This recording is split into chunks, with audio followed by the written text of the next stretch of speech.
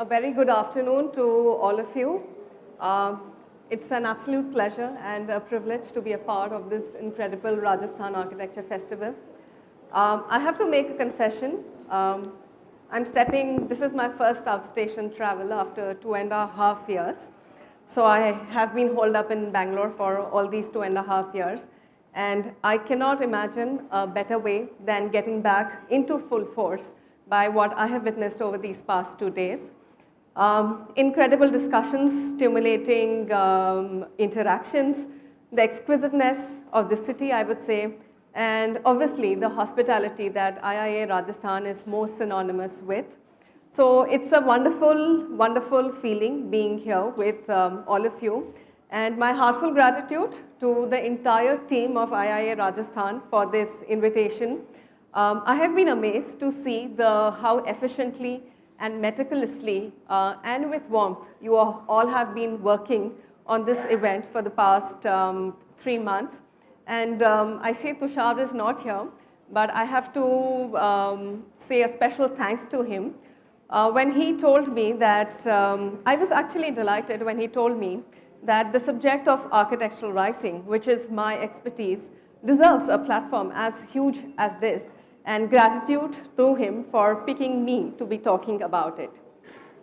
We have been speaking about the metamorphosis of architecture over these past 2 days, and I work at the intersection of architectural design writing, thinking, curation, communications, journalism, and criticism.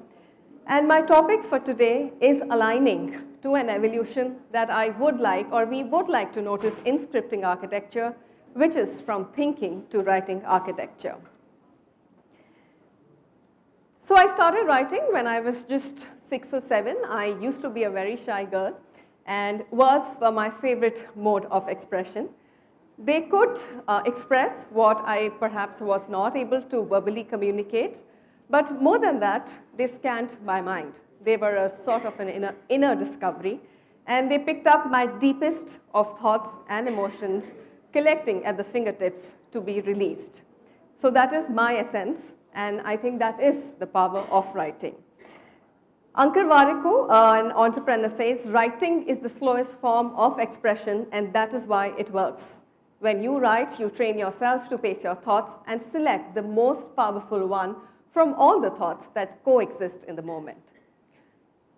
When I graduated from the Chandigarh College of Architecture in 2005, I mustered up the courage to decide that I did not want to become a practicing architect, and I wanted to embrace the career track of an architectural writer and dwell into architectural journalism, architectural writing, architectural criticism, architectural curation, architectural communication, and I wanted to know how these subjects impact architecture as a subject, profession, and discipline. Over the past 17 years of my profession, they have led me to question that if we can think architecture, why don't we write it? Writing is thinking. And if you say that you know what you're thinking, but you cannot express it, then probably you don't even know what you're thinking. Writing, as I said, is thinking. Just a second.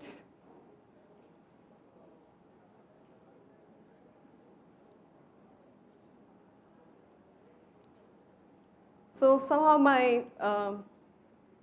could you just push the next button from there? The flow chart is not coming in. Just do the next from there, no? Do the next. No, something has gone off. There was a flow chart before this. Is it not showing? No, don't.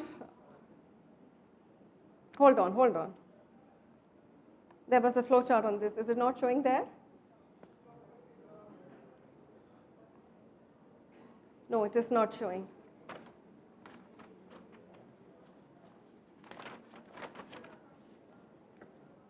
Have you guys deleted it when I sent it to you? Okay, it must have deleted. But anyway, what I was trying to say is that writing is thinking, and writing might begin from the words on the paper, but they actually begin, I'll just put it on this slide. Writing actually begins, they might begin from the words on the paper or on the desktop or on the laptop, but actually they begin from the mind. Writing scans your mind. It enables clarity, helps you to think clearly and critically. It evaluates diverse facets of an idea. It cultivates an analytical approach to understand the idea. It makes you research. It makes you question. It helps you articulate an idea, and it helps you communicate it. My diverse engagements over these 17 years with global architectural and design publications, firms, organizations, and institutions associated with the architecture and design industry have reiterated the importance of writing skills in architecture. Life is all about stories. We are all wired for stories. Architecture and design are emotions which are all about storytelling. Architectural writing then becomes a tool to interpret this medium of storytelling into words. On the face of it, architectural writing actually becomes a language to communicate architecture, but it actually becomes a lens to understand our society, history, and culture.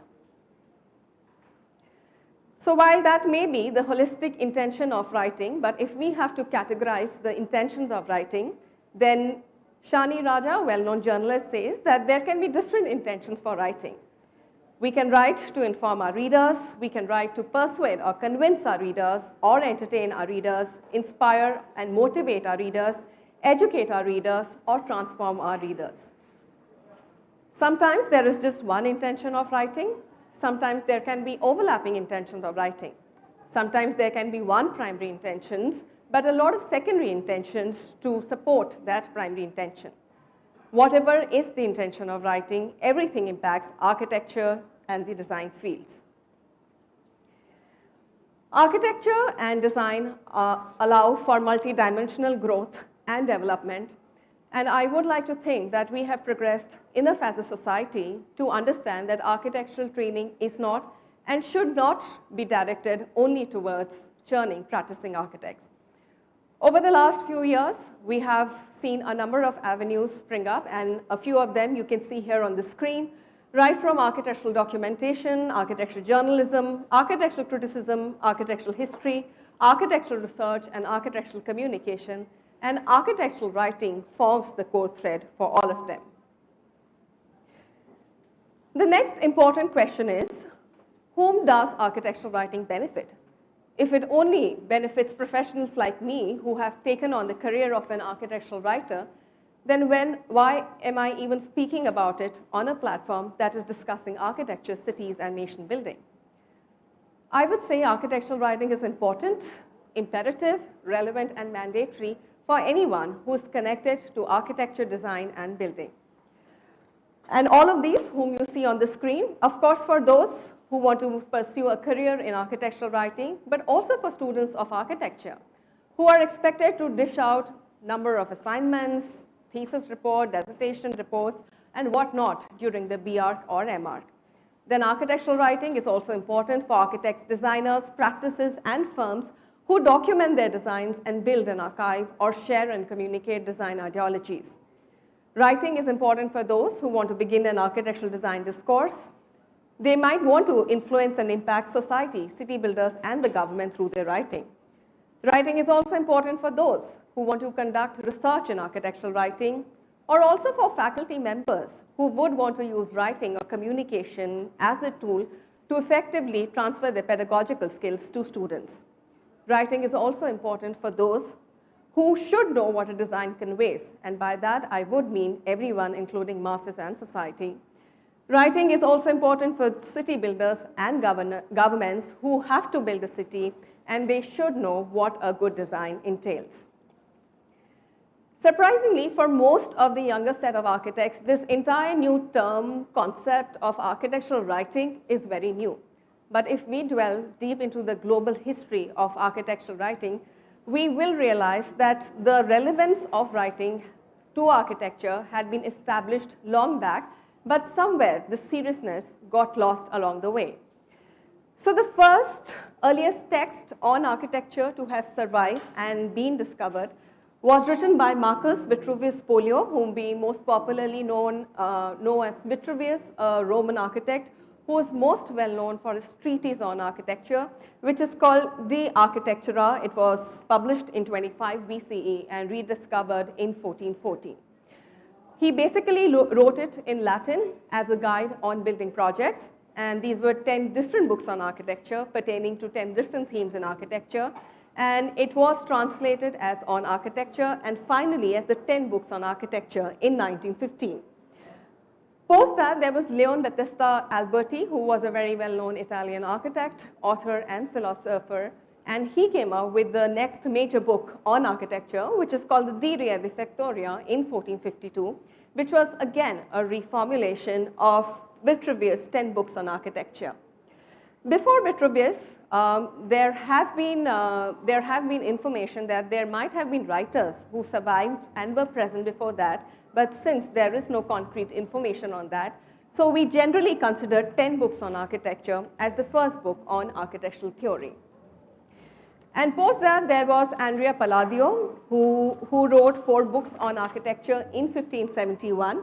And again, he was inspired by Vitruvius.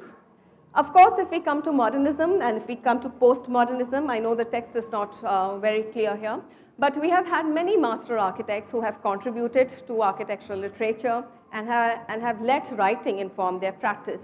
So I'm just calling out a few names if it's not clear for all of you, right from Frank Lloyd Wright to Le Corbusier, Mies van der Rohe, Louis Sullivan, Louis I. Kahn, and coming down to, if we have to speak about India, right from B.V. Doshi and Charles Correa. Apart from them, there have been a lot of writers who have tried to initiate a discourse on architecture and design.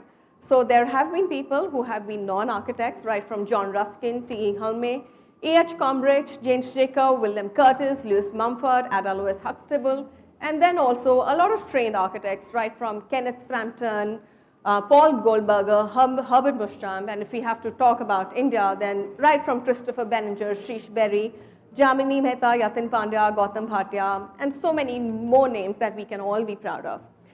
In fact, if we have to speak about the oldest architectural publications that were launched worldwide, we see that they were launched many, many decades back.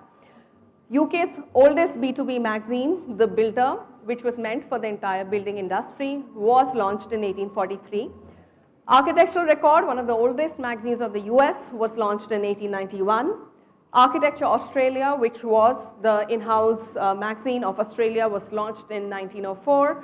And Journal of Indian Institute of Architects, which is the in-house magazine of the Indian Institute of Architects, was launched in 1934. I worked in collaboration with the Indian Institute of Architects in 2013 and was asked to spearhead an issue, and they were very kind enough to let me select a topic that I wanted. So I said that I would want to dedicate an entire issue to architectural journalism and architectural writing. Surprisingly, before that, no other magazine in India had thought that architectural journalism or writing was a topic so important that an entire issue could be devoted to it. So this issue of Journal of Indian Institute of Architects, which was published in August 2013, was the first time that a magazine in India had dedicated an entire issue to architectural writing and architectural journalism. A lot of well-known academics and a lot of well-known architects wrote for the magazine, but I always quote this one specific article by Professor Satya Prakash Varanasi, whom I had invited to write on why architects do not write. And when he was reflecting on writing, he made a very pertinent point that all the concepts or all the theories that we know about in architecture or all the art movements that we know of, whether it's postmodernism, Renaissance, deconstruction, the reason we know about them is because someone wrote about them and because there was architectural literature pertaining to them. So the thing is that architectural writing has always been considered very integral to architecture, but the need to acknowledge it, the need to appreciate it, and the need to provide training in it has been a very newfound phenomenon. And I don't talk about only India, but I talk about many countries, barring a few countries in the US or in UK, where writing is not even considered a mandatory subject in their syllabus. Because I got into the profession as a young graduate, or as a fresh graduate, I would say, in 2005, So the journey that I have kind of lived is a very solitary journey where there were no knowledge of resources, opportunities, avenues.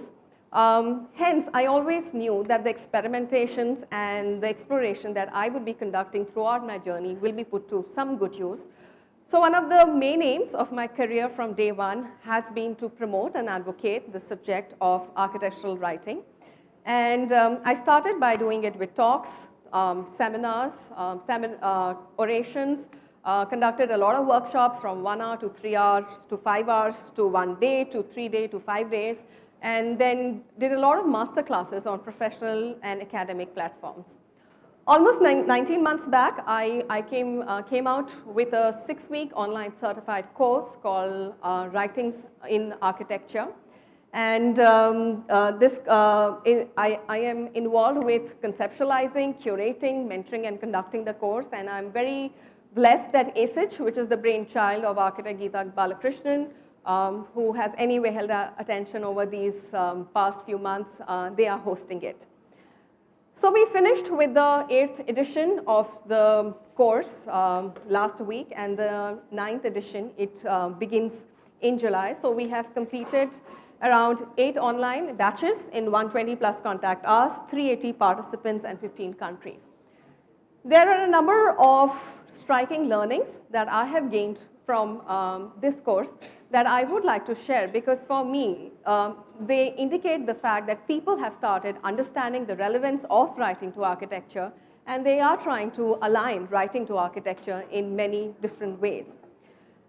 So when I began my first batch, I thought that every session could be just 1.5 hours, and that would be enough.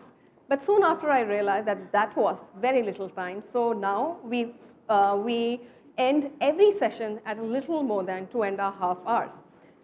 And that also brings us another realization that when we start talking about architecture and design, our minds open up in different directions, and there are so many related discussions that we can have about architecture and design, which also establishes another fact which I have been trying to advocate, and that is communication, and all kinds of communication, whether that's writing or whether that's speaking, are important to architecture.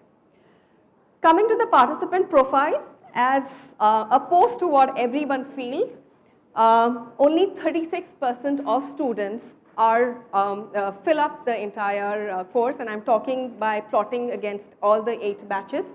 36% are students, the rest are all either fresh graduates, young architects, young practitioners, practicing architects, practicing designers, academics, citizen activists, non-architects.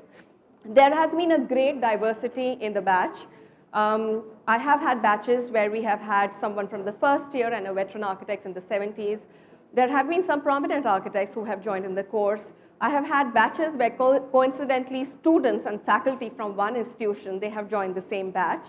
And so that is to do with the participant profile. But I must also say that besides architects who are into mainstream architecture and design, the participation profile is very, very varied. We have people who want to specialize in biomimicry, sustainability, landscape design, who want to write for the society, who want to do research writing. And people who join the course, they want to align writing with architecture in many different ways. Some just want to do content writing. Some want to integrate writing into their practice. Some want to do research writing. Some want to write a book. Some want to start a blog. And there are some cool ones who just attend the course because they want to polish their Instagram handles. So for me, that is the entire expanse of architectural writing. Coming to the next, I'll just take 2 minutes. Coming to the next striking result that I have noticed is how the batches are invariably full of women. Again, this percentage has been taken plotting all the 8 batches. So 89% are female and 11% are male. And I should be modest to confirm that I don't have any inbuilt power to scare away men. But this imbalance ratio has certainly piqued my interest to question that when in architecture, especially in India, we question the absence of women. So when it comes to architectural writing, where are all the men? This is definitely a topic that I think demands research. And finally, I should also say that my batches have also taught me that architectural writing is not only about writing about architecture and architecture or design. They are also about discussing architecture. They are discussing about life. They are about discussing ethics, and they are about discussing responsibilities in writing. So this is my last slide, and I want to end with a quote by the legendary Charles Correa, who made us believe that literary spaces can be as immersive as built spaces. So I have kind of paraphrased the quote a bit. He said, "Architecture in the end is about wanting to make a difference even if you are only being paid to build a structure. It is not a queue in which we have to line up with perhaps the Americans ahead or the Chinese behind. No, each one of us has the opportunity to be on the cutting edge of where we live." This quote for me communicates that we all need to be unique in our endeavors. Coincidentally, when I was born, I was not named Apurva. My parents did not name me Apurva. But when I was going into the second standard in a bigger school, one fine day I just got up and I told them that I want to change my name, and now I want to be called Apurva. Apurva means unique, and I have always believed that each one of us has some unique quality about us. I think we must introspect and discover what makes us unique and how can we script architecture through those unique ways. Let us, as architects, we are always thinking architecture visually. Let us take a step forward to bridge this gap from only thinking architecture to also writing architecture. Let us together evolve, realize the potential of writing architecture, and be open to exploring the unique world of this, let us evolve together to explore this unique world of architectural writing, because it has numerous possibilities and numerous opportunities. Thank you so much.